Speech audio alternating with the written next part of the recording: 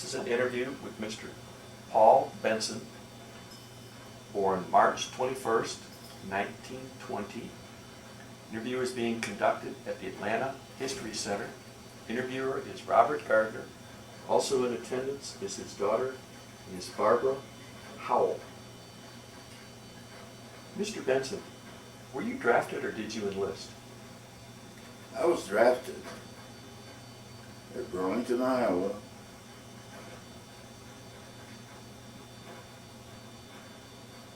I would hardly remember the year. So you didn't pick the branch of service that you joined? No, I didn't, but with my experience, why, I knew I'd go into the supply end somehow or other. Do you recall your first days in the service, sir?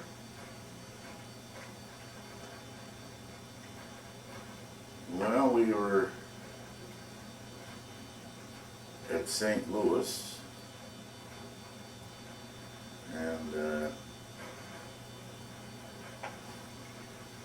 I think we went across the river there at St. Louis just to see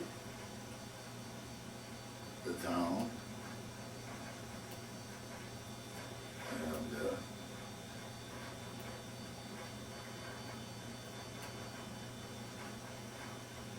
we went to some club, if I remember right, and we didn't have coats on.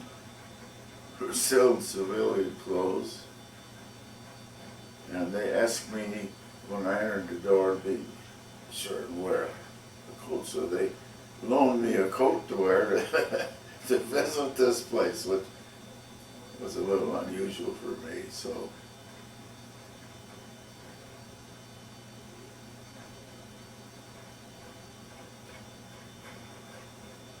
it wasn't too much to remember.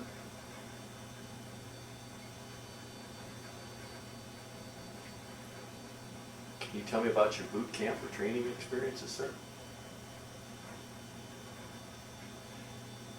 The only thing I really remember distinctly is getting my shots. And it seemed like they went on forever, but evidently they didn't. So nothing unusual about any of this.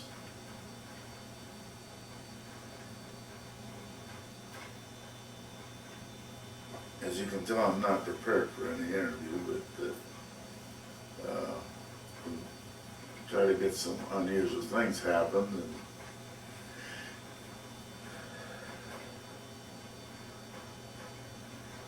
And I don't even hardly remember where we went after Fort Leonard Wood. The regular Army post. And here we reissued all our equipment and clothing, and we became a enlisted man in the U.S. Army. And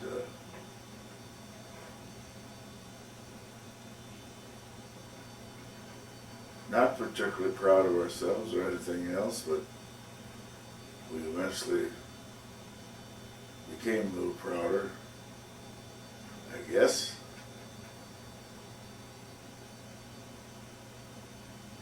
Let's see.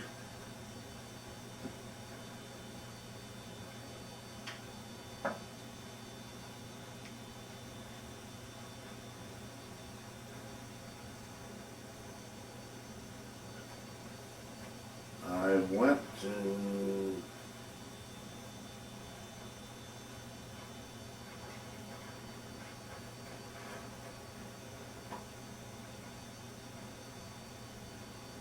California, as I recall,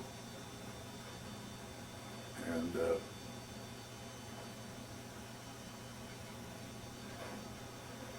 somehow joined up with a Company C, 559th Battalion, and I became a drill corporal, and I enjoyed that. I was good at it. I'd already had ROTC at the University of Iowa, and we had a pretty good drill platoon. And it was a big enough post there. I believe it was at San Bernardino.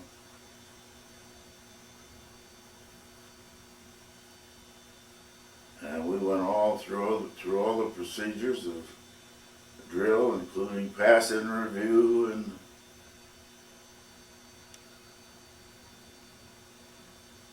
I was tall and I was in the first rank, and I kind of set the pace, and we didn't seem like we were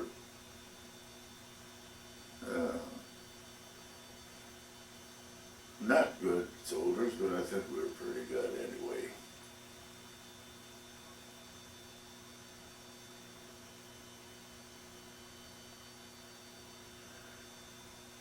Hold it a minute.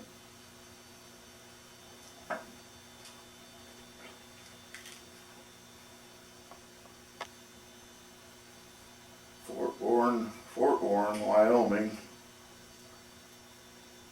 Main thing I remember about that is we had a snowstorm, and we were pitched in pup tents.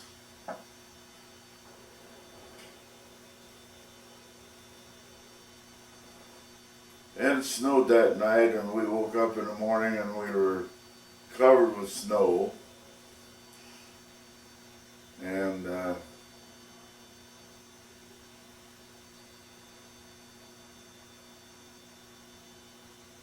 we crawled out, cleaned up every place, and cleaned the snow away, and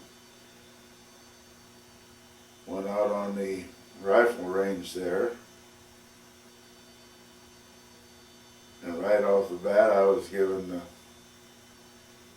job of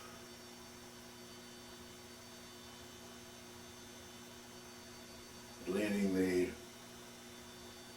boys on the rifle range.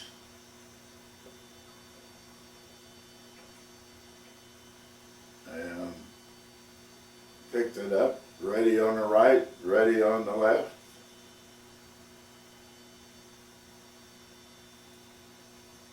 And we practiced our shooting ability, and it was enjoyable.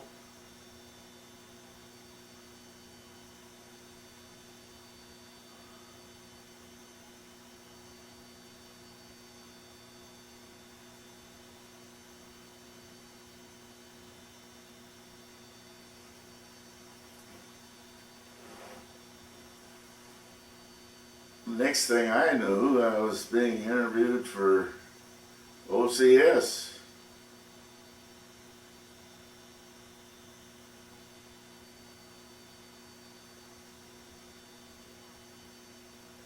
And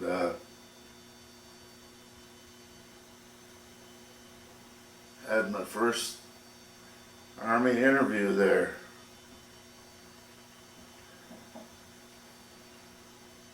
And evidently I passed because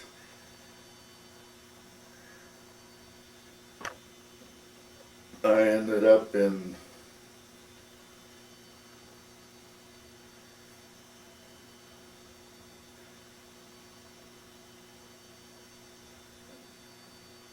Camp Blanding, Florida.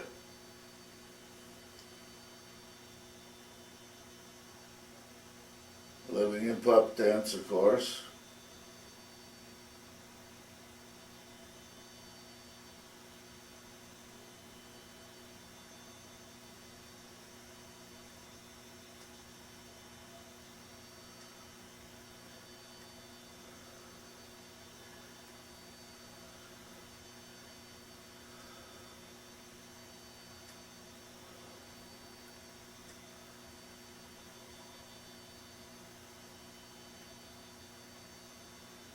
And evidently I did fine because I came out of camp lining and received my gold bars.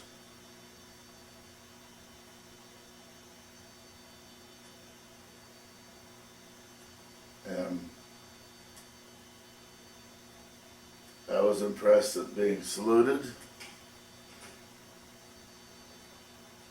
Strange it may be, we got through all this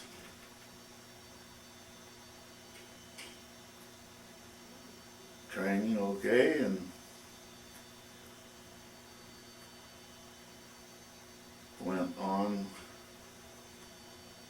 troop train to California again.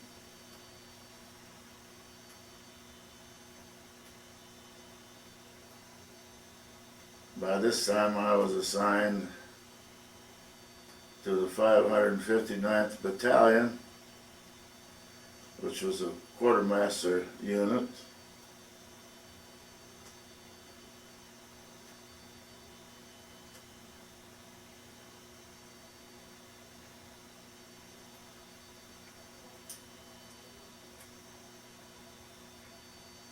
The battalion was broken up and became 4 companies, separate quartermaster companies. Numbers were 3110 and so forth.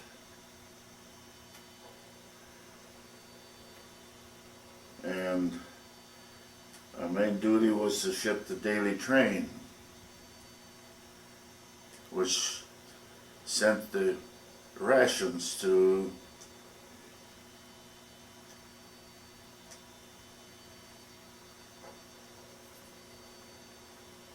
various units on desert maneuvers.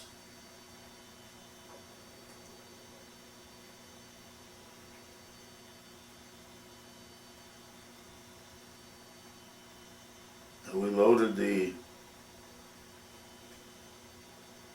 various daily rations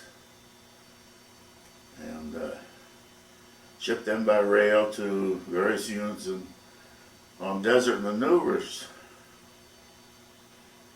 And these troops were being trained to go to the activities in North Africa.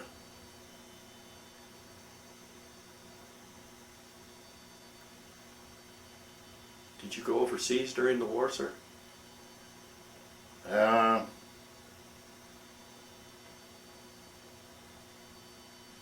Yeah,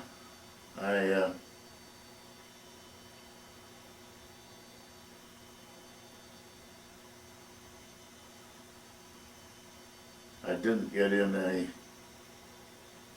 activities in North Africa, but we kept the troops fed there also.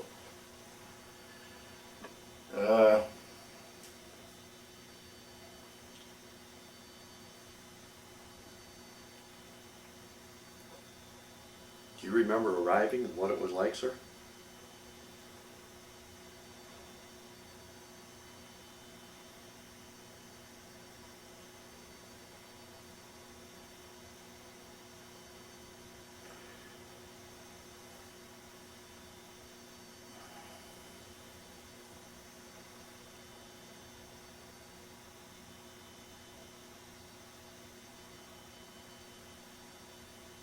It isn't too clear to me. Let's see.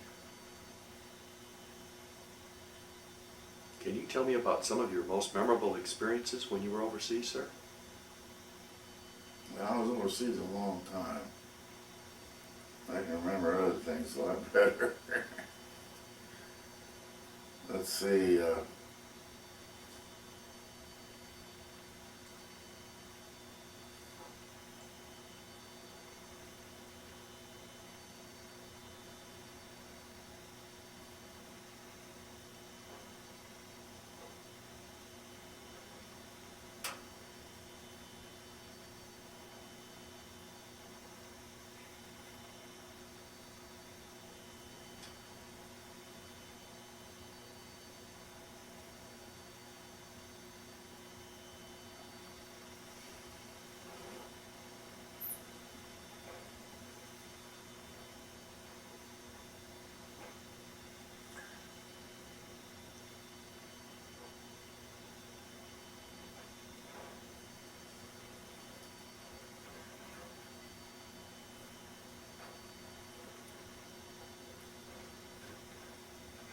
I failed to mention in the beginning that the 559th Battalion was black. And we had white officers. It was one of them changeover units when they were thinking about going to black officers also, but we never had a black officer. We were all white. And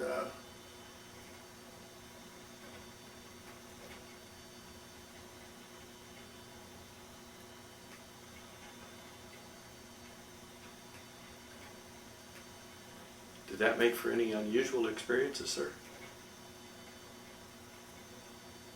well, it wasn't particularly for me, but some were. Some men had trouble with them. But my men mostly were from southern states, and I got along with them fine, and most of the other officers did too. And they became pretty good soldiers.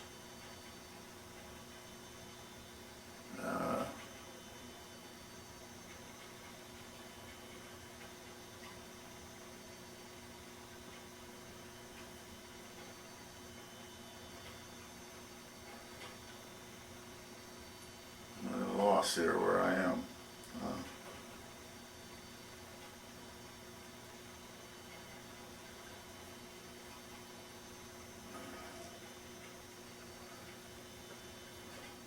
I vaguely remember crossing the Mediterranean there and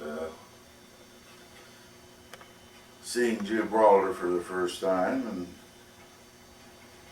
and ended up in North Africa there. Well, there was no activity in our area particularly, so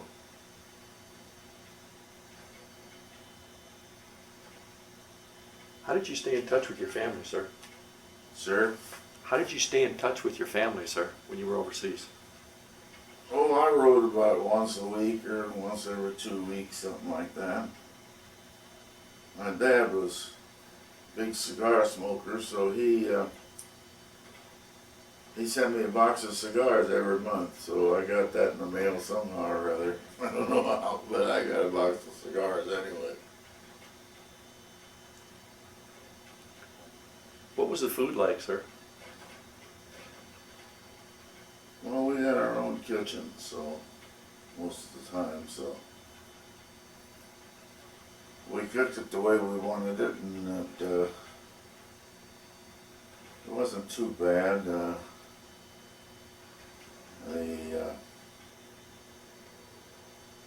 I don't know which meal you would say was the best, but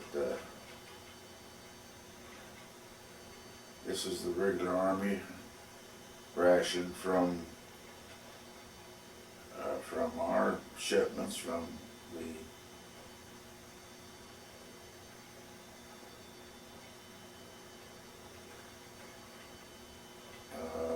our own cooks, and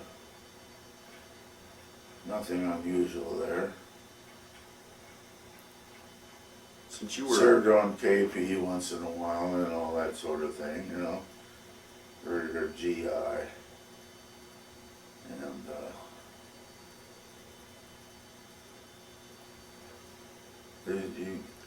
since you were a quartermaster, did you have enough supplies for yourselves and for the troops you were trying to take care of?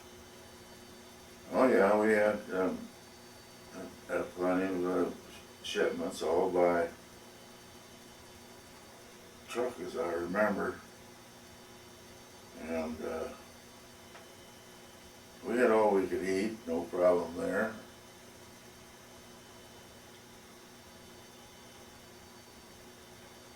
Was there anything special you did for good luck, sir?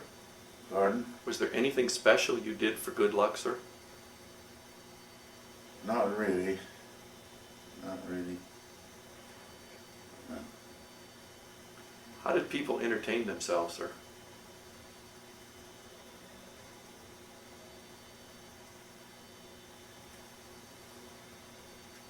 most of the posts had a PX where a man could go and have a beer. Seemed like there was always something going on. We made a lot of good friends, and we'd go together and tell about our experiences at home or who we heard from and all that sort of thing. So seemed like we are always busy, had plenty to do.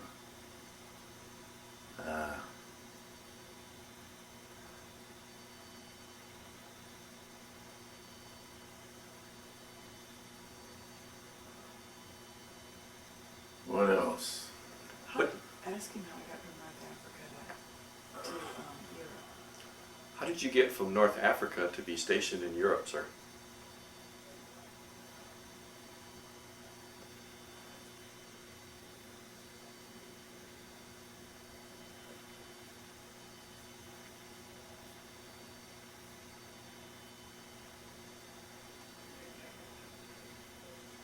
I don't remember too much about going over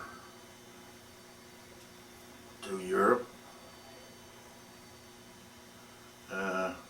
Can you tell me about some of your experiences while you were in Europe, sir? Well, we were at Marseille.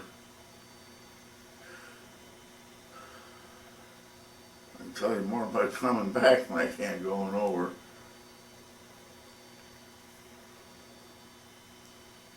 Did you have an opportunity to go on leave while you were overseas, sir? No, we never. Then we were too green in the army yet to be given any leaves or anything, so we never saw any of that. Do you recall any particularly humorous or unusual events that happened while you were in the service, sir?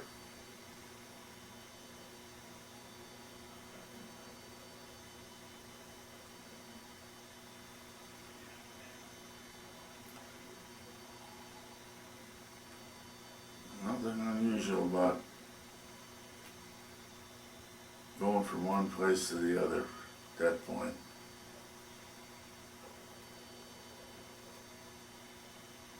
Were you involved in any combat while you were there, sir? I had no combat in North Africa. I didn't have any combat till I got over to Europe. And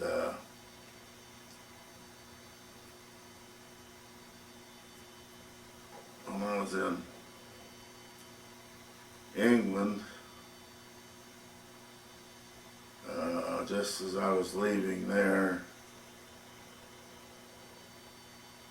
we were at the White Cliffs of Dover, and they were unloading the wounded from D-Day, from the Liberty ships. And it was kind of bad. There were some soldiers still alive, of course.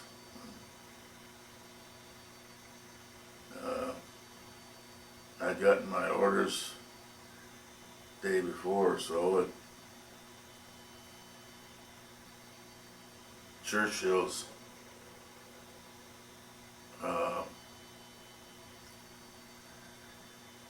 home in London, sending me and my unit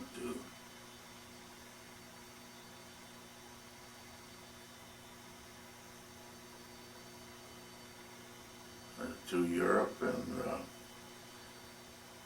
as they unloaded the ship, why we climbed on, we getting ready to go across, which we did, and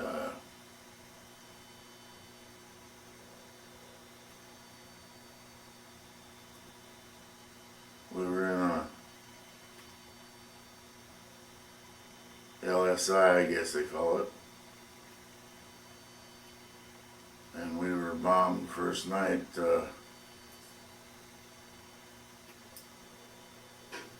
out of France. a German bomber came over and dropped a bomb on each end of the ship and picked it up like a teeter-totter. I was down in the hold taking a little nap. We were tired by then. And it rocked that baby like you'd never been rocked before in your life. And the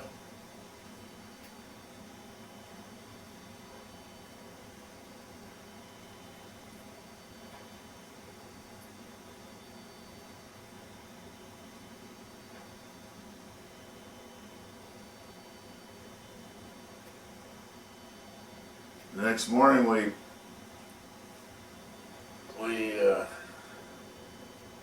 landed on the beach, and we were in trucks, drove right into the water. They were all prepared for,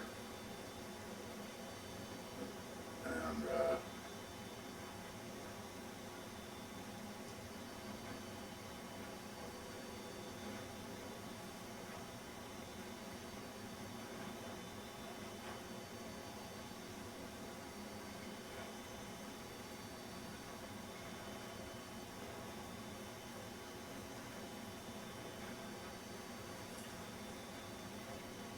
all we knew that we were in the invasion was the fact that the sky was full of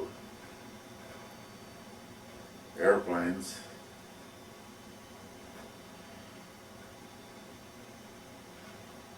And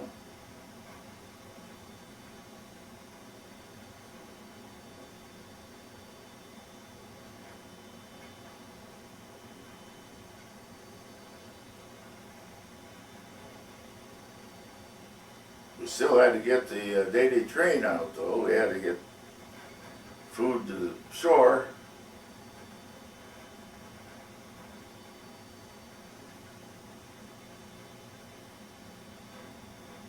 And we did. I don't know how, but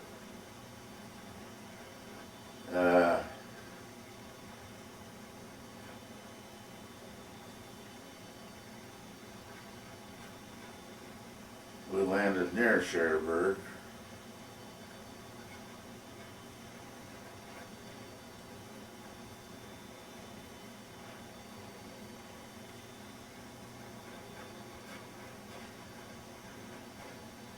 Were there many casualties in your unit, sir?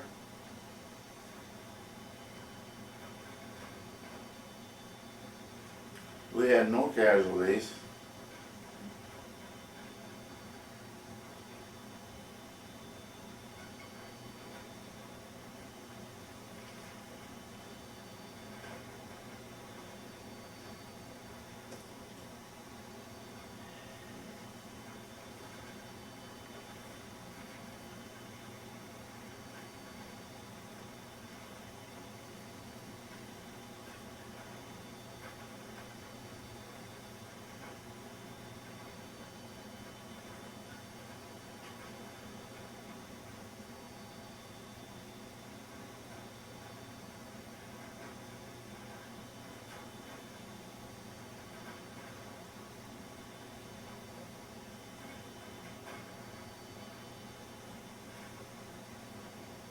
Were there any unusual events happen while you were stationed in France, sir?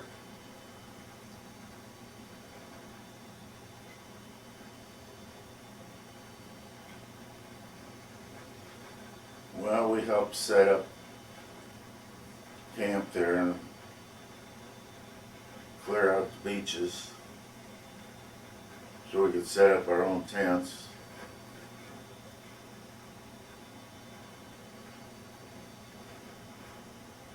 Other troops were landing too, so it became pretty wild.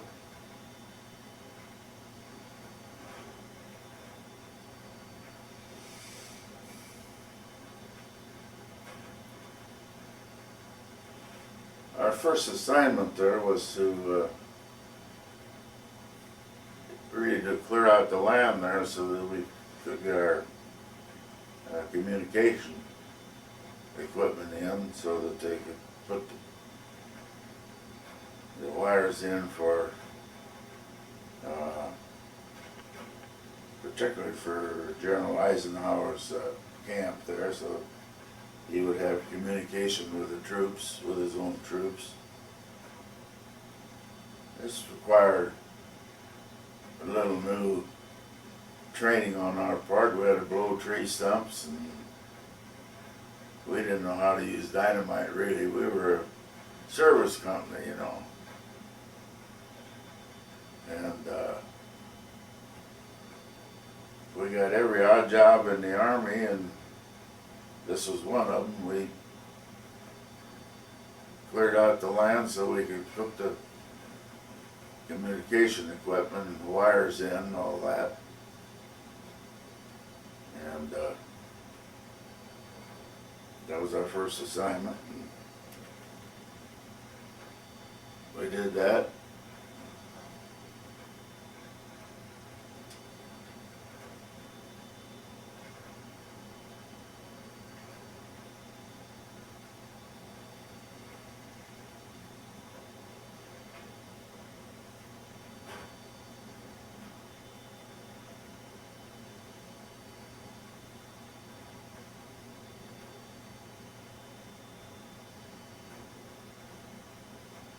Do you recall the day your service ended, sir? Pardon? Do you recall the day your service ended? No, not really.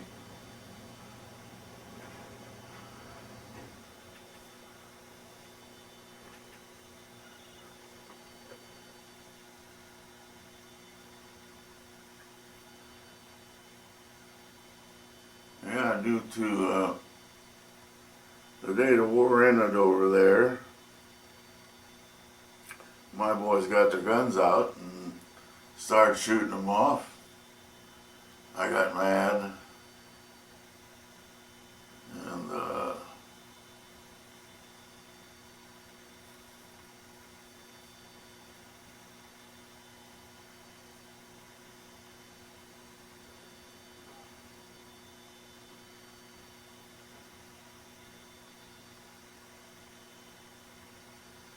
I let off steam by going up to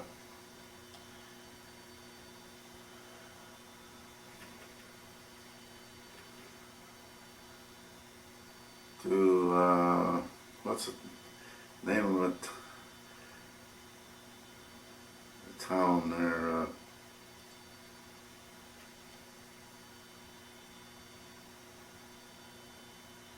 Wish I had more time to prepare for this. The big city next to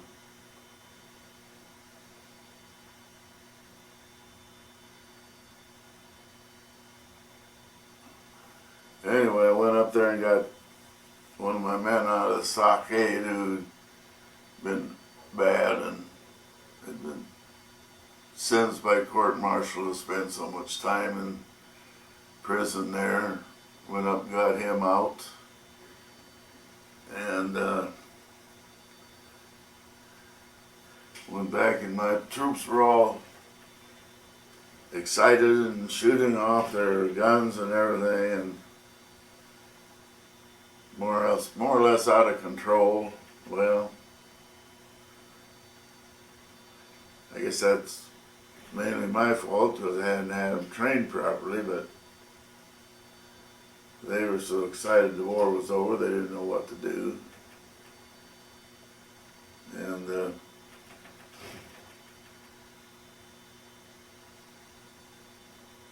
I can't remember his name right now. I probably shouldn't mention it anyway.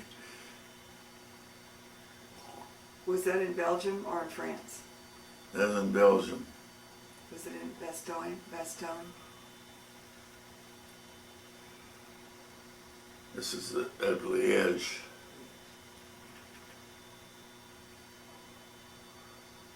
We were in Liège because we were bivouacked there in the Belgian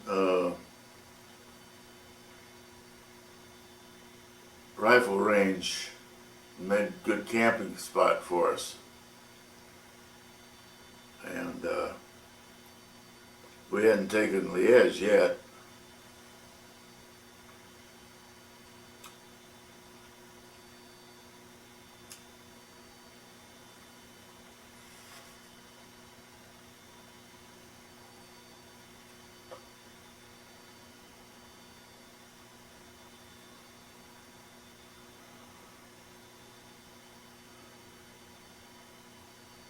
About that time, why, we got the bridge at Remagen, and that sure helped out the situation in that area.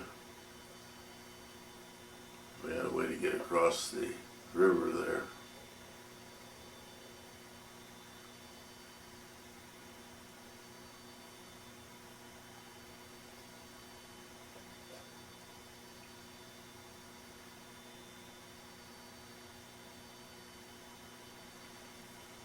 What did you do in the days and the weeks after when you came back to the United States and were discharged, sir?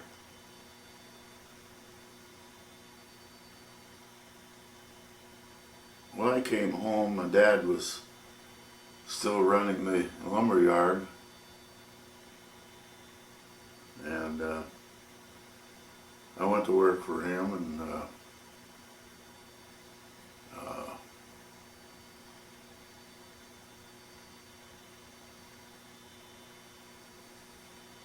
helped design houses, and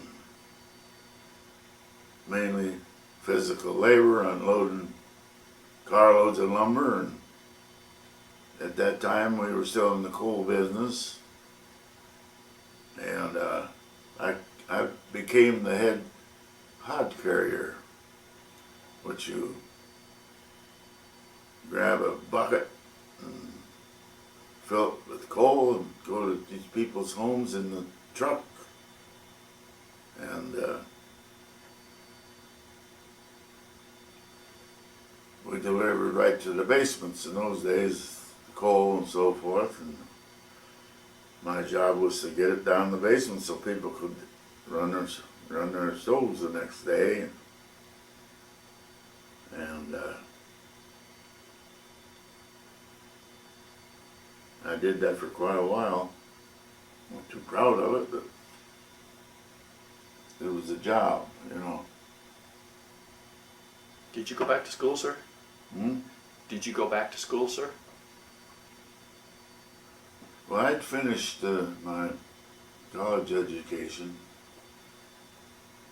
so I didn't have to take the government program. Did you make any close friendships while in the service, sir? I had several friends, but I haven't made contact with any of them since the war. One of my good friends was Lieutenant Ralph Merkszheimer, California. He and I were good friends in San Bernardino, where we trained to go to active duty, and previously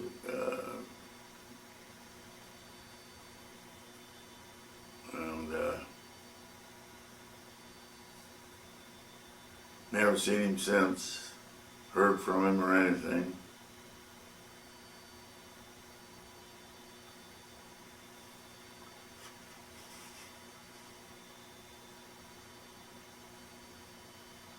Did you join a veterans organization, sir?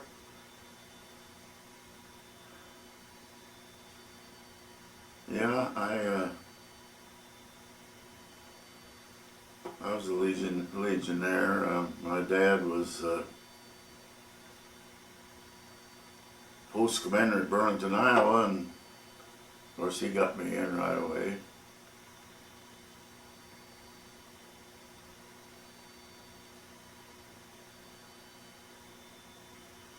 What did you go on to do as a career after the war, sir?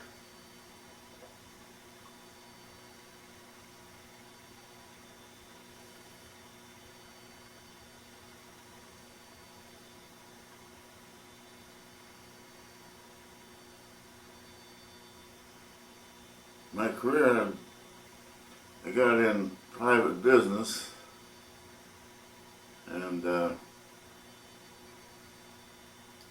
sold appliances and electronic equipment.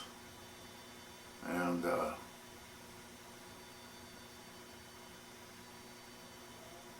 I had my own company. At one time I had 7 stores in eastern western Illinois.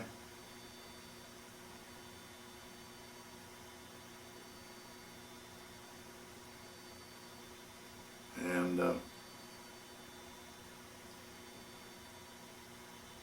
we had a good company. The 32 10th. It isn't that Union Supply Company.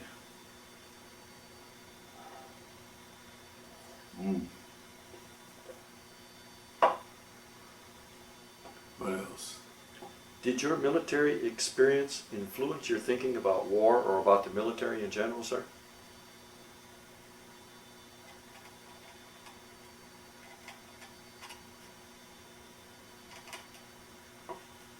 Well, I'm terribly upset with the attitude of men today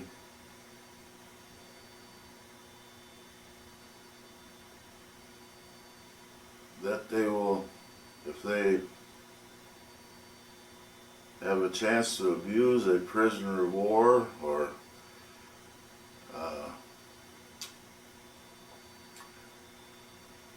what have you, that they take advantage of it and go against their own natures or don't know any better or something wrong with people when they can't live a good, clean life themselves.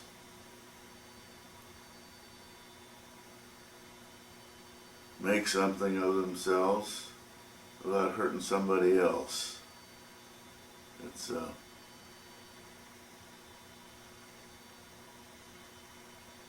abusive situation, which is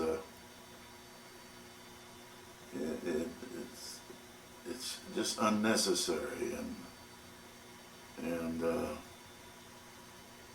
we're all human beings, and we should live according to the way we were taught, evidently. The troops were pretty well trained and didn't take advantage of their position or what have you, and are better men for it. That's what I'm seriously interested in, is making a better life for everybody concerned, and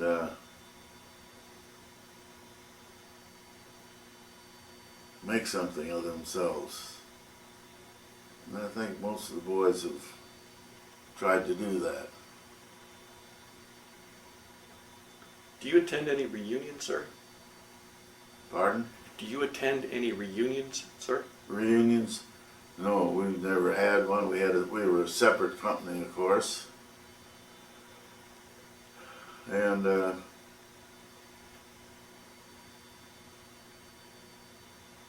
being associated with blacks and so forth, why we probably were never as close as we might have been, accordingly.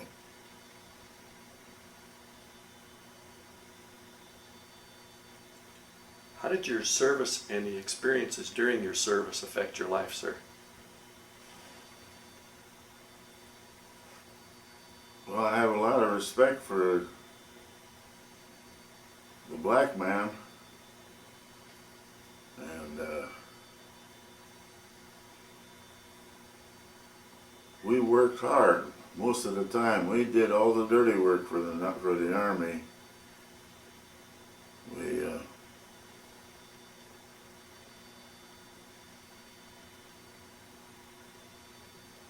sometimes work all night and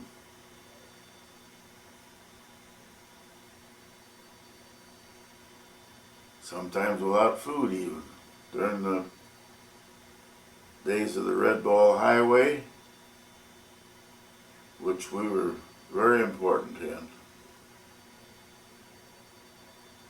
We were the ones, the troops available for the Red Ball Highway, George Patton, and the gasoline trucks and all that sort of thing.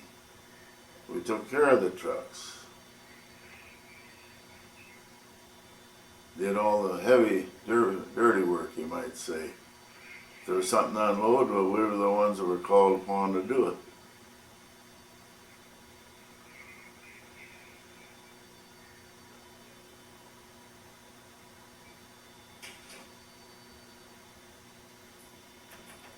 Is there anything you'd like to add that we haven't covered in this interview, sir?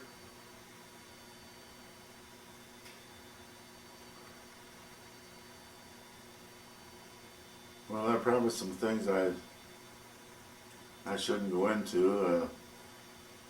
I was a first lieutenant and I ended up with some duties that I didn't appreciate, I didn't like.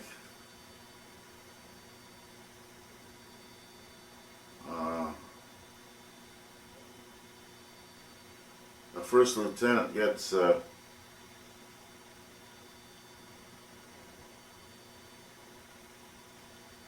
all the odd jobs, it seemed like, and runs into situations that he shouldn't have to. For example, I was a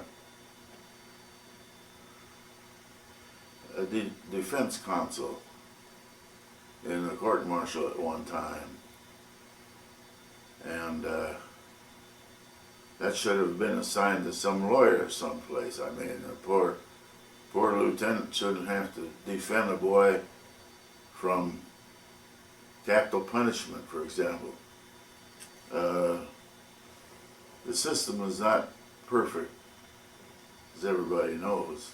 It's not perfect to this day, but there's some things that should be eliminated. We should have a little more class distinction in the Army.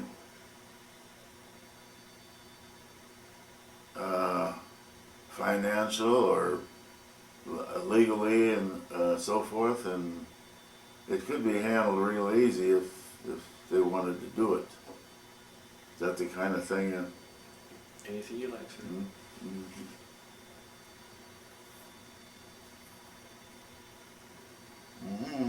Is there anything else you'd like to add, sir? Pardon? Is there anything else you'd like to add, sir?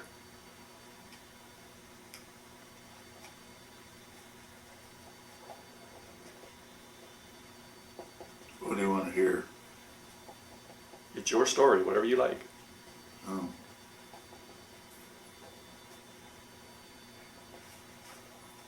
Probably isn't much of a story. I have no time to prepare this.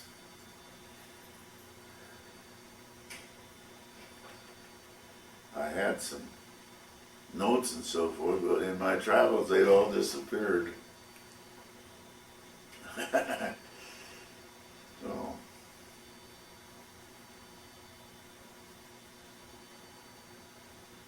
I've done the best I can, I guess. Well, on behalf of the Atlanta History Center and the Veterans History Project, and my personal thanks for you to do this interview for us, sir. I really appreciate everything that you and everyone else did during the war Thank you. to make things safer for us. I hate to think what the world would be like if there weren't people like you that gave up everything and went and did what they needed to do. Thank you so much, sir. Thank you.